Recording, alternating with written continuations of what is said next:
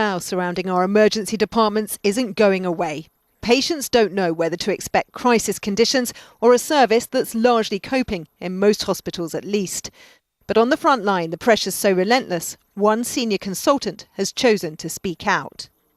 We have patients pretty much anywhere that you can have a patient in our emergency department. We've disguised his voice because he fears for his job, but his words speak for themselves. We've got patients with severe illnesses on chairs receiving drips, antibiotics, medications, patients with cardiac problems who are on chairs because there's no trolley for them to go onto, unable to monitor them. It's a disturbing picture, backed up by data just released by NHS England. It shows the number of patients over 70 left waiting on trolleys for over 12 hours more than doubled from 34,000 3 years ago to 88,000. In total, over 185,000 patients of all ages were left waiting on a trolley for at least 12 hours.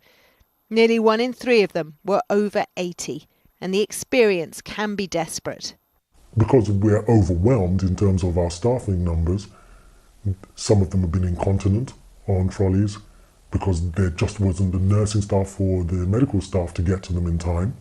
And they've done so in full view of their relatives, strangers. You just feel awful. The sun is at the end of the 4-hour waiting times.